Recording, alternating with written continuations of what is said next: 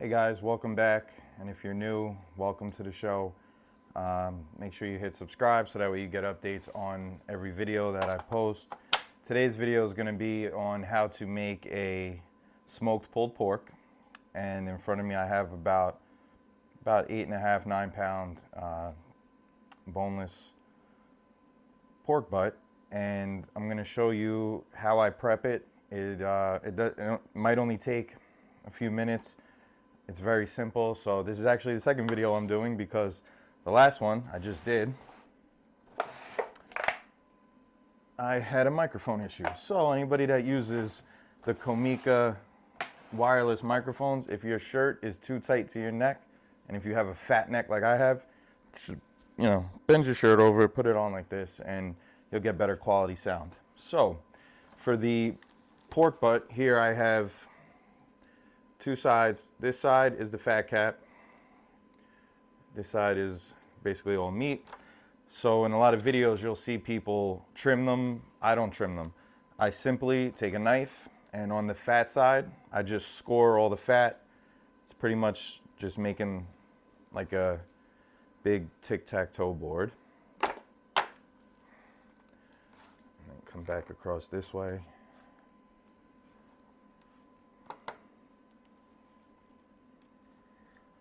So I find that to be the easiest. Now, at the end when I have to shred it, I feel that the fat breaks down so easy, and it's a good mixture with the meat, and it brings more flavor to it.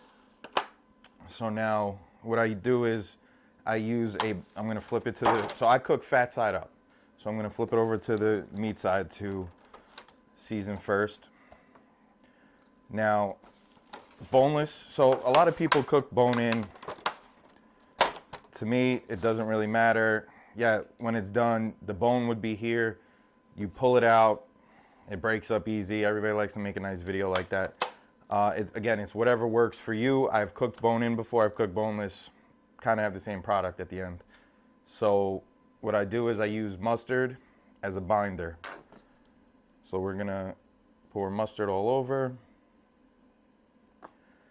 And it does not give any bit of mustard taste to it. This is just to hold the rub that you use. I've been asked that plenty of times for places I brought pulled pork to, especially to my friend Chrissy, who always questions the mustard and eats it and ends up liking it and doesn't taste mustard. But I'm sure she'll ask me again next time she asks me to bring pulled pork over. Now I use a rub called Pork Barrel Barbecue. I found this one time in Costco. I bought it and I've been using it ever since, but this doesn't matter. This is whatever you like, whatever rub you use. I know a big popular one's the Meat Church ones. It's whatever works for you.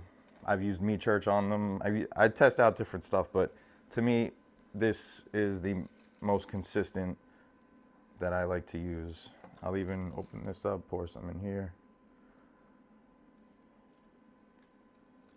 And being that this has a good weight to it, it will hold the rub, so you could pour a lot of rub on it and it will come out perfectly fine. What I'm going to do with this is I'm going to put it in the fridge overnight. And then that next day, fast forward to nighttime, I'm going to run it on the smoker overnight, probably at 225 until I wake up. And then depending on where it's at, I'll wrap it around 165, maybe 170. And I'll bump it up to about 250 to let it finish.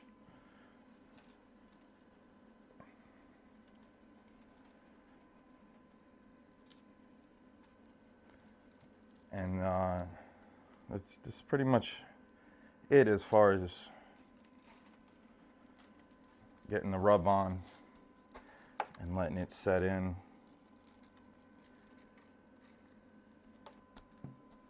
All right. And also I'll cook it,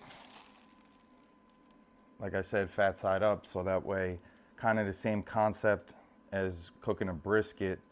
when you cook the fat side up, so that way all the juices go straight down into the meat and it stays pretty juicy, especially when it's time to shred it. And this will just fall right apart when that time comes. All right, there you have it. That's how, this first step of seasoning it. Again, it'll go in the fridge overnight, bring it out to the smoker tomorrow night, and then we'll run it 225 until I wake up. I'll get an internal temperature. If it's around 165, 170, and I like the bark on it, then I'll wrap it. I'll put it in a tin pan, wrap it with foil until we'll finish this around 203, 205 in all parts of it, and then I'll let it rest for about an hour, hour and a half, depending on my schedule that day, and then we'll shred it. And I'll be bringing you through this entire process. And again, in the description below, I will have my website on there. If you want to purchase any Baybridge t-shirts, this is from the website. Any Baybridge hats, I have a bunch of stuff, so check it out. All right, it's about 7:45, time to put them on. I got my Traeger Timberline XL running at 215, bouncing back and forth to 225, and we're gonna throw them both on the top rack.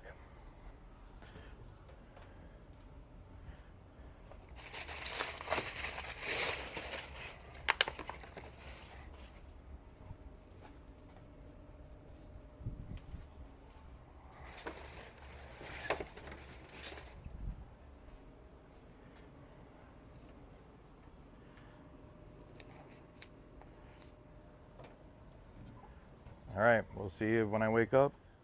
All right, we're back. It's about 6 a.m. I just woke up.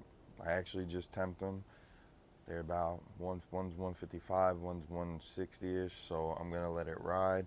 I'm gonna spritz it a little. I have literally just water in here because I ran out of apple juice and any other mixtures I use. And I'm gonna open it up just to give you a look.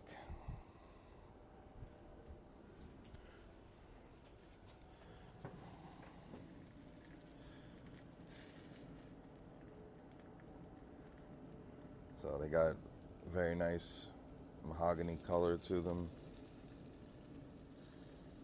And we're gonna let this roll for a little bit longer. I bumped it up to 250, and we'll be back. All right, we're back.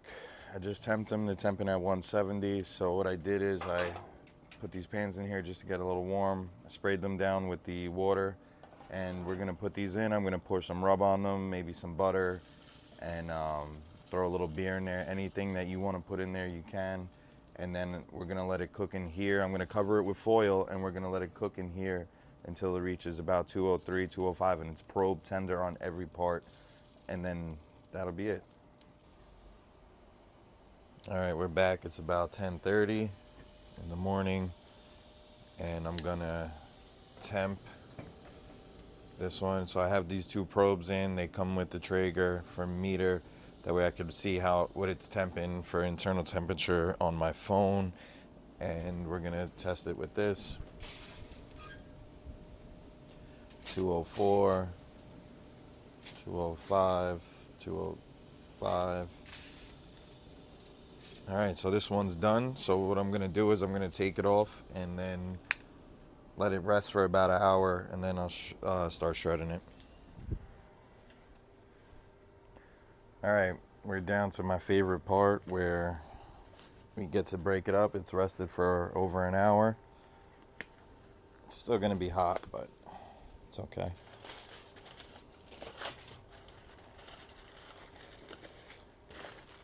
I have no cameraman today, so I can't really zoom in, but it looks good. It should just break right apart. Look at this. Oh, yeah. Now, you could literally put in here anything you want. You want to throw some barbecue sauce, some honey, some rub, anything. When you make a sandwich, you know, a lot of people shred it up to where they just, you know, roll a little ball like this and throw it right on the bread. That's it. Simple as that. Go smoke something.